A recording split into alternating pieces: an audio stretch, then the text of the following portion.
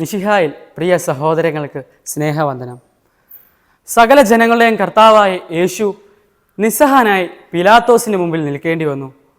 ലോകത്തെ തലകീഴായി മറിച്ച ആ മഹാസംഭവത്തിൻ്റെ ആ മഹാവിധിയുടെ ചെറിയൊരാവിഷ്കാരം ഇതാ നിങ്ങൾക്ക് മുമ്പിൽ.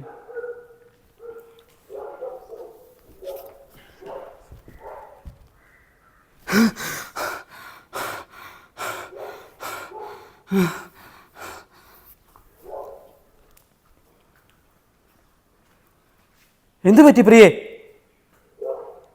നീ വല്ലോ ദുസ്വപ്നം കണ്ടോ?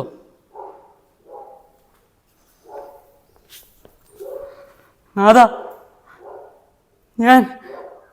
ഞാൻ വീണ്ടും ആ മനുഷ്യനെ കണ്ടു. പ്രാവുകളെ പോലെ നിഷ്കളങ്കൻ, മുറിവേറ്റ് സൂര്യ തേജസ്സുള്ള മുഖം. പക്ഷെ അങ്ങയുടെ മാർദ്ദത്തെ തട്ടി വീഴ്ത്തിയിരിക്കുന്നു.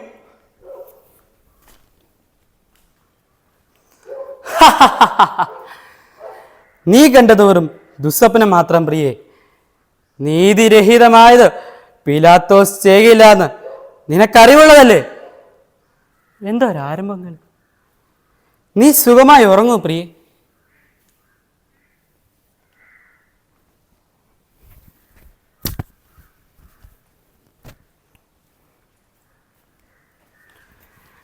പീലാത്തോസിന് കൈലപ്പാസിൻ്റെയും യഹൂദരുടെയും സ്നേഹവന്ദനം.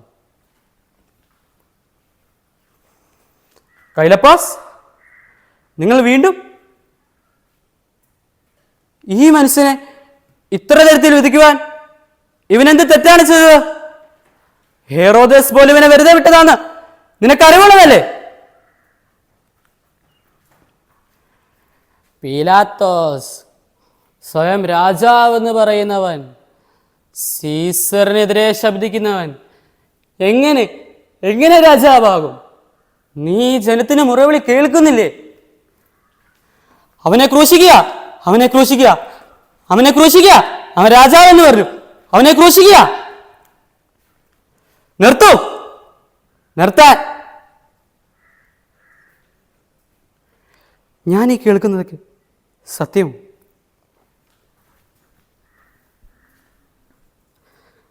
ഇതെന്റെ രാജ്യം ഐഹികമല്ല. വാതിറന്ന് സംസാരിക്കൂ. നീ രാജാവാണോ?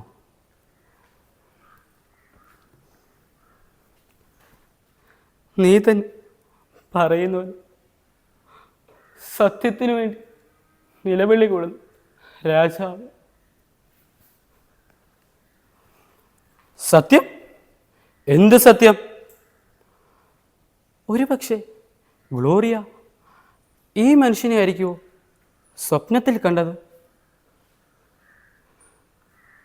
അല്ലയോ യഹൂദ ജനങ്ങളെ, പെസഹാ ദിനത്തിൽ ഒരുവനെ നിങ്ങൾക്ക് വിട്ടിരിക്കുക പതിവാണല്ലോ. യഹൂദര രാജാവെന്ന് നിങ്ങൾ വിശേഷിപ്പിക്കുന്ന ഈ മനുഷ്യനെയോ അതോ ബറാബാസിനെയോ? ആരെയാണ് ഞാൻ നിങ്ങൾക്ക് വിട്ടുതരേണ്ടത്? അവനെ ക്രൂശിക്കുക.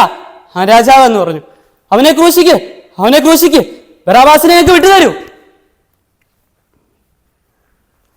പീലാത്തോസ്, നീ ഇവനെ വെറുതെ വിടുന്നുവെങ്കിൽ നീ സീസറിനെതിരെ ശബ്ദിക്കുന്നു.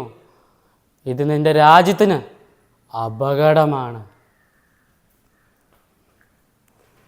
ഞാനെന്തിന് എൻ്റെ അധികാരത്തിന് വേണ്ടി അവൻ്റെ അധികാരത്തിന് വേണ്ടി എൻ്റെ അധികാരത്തെ നഷ്ടപ്പെടുത്തണം?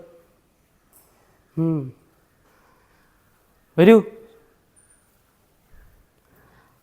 അല്ലയോ ജനങ്ങളെ, ഈ നീതിമാന്റെ രക്തത്തിൽ എനിക്ക് പങ്കില്ല. അത് നിങ്ങളുടെ കാര്യമാണ്. അവന്റെ രക്തം ഞങ്ങളുടെ സന്തതികളുടെ മേൽ പതിച്ചുകൊള്ളട്ടെ. ഇവനെ കൊണ്ട് ക്രൂശിക്കൂ. ബറാബാസിനെ വെറുതെ വിട്ടേക്കൂ.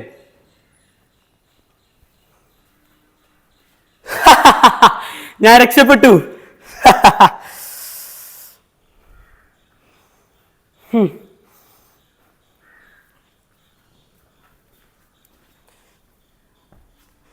നാഥ, അങ്ങ് നീതിമാനെ അധികാരത്തിന് വേണ്ടി വിട്ടുകൊടുത്തുവല്ലേ? ദൈവമേ.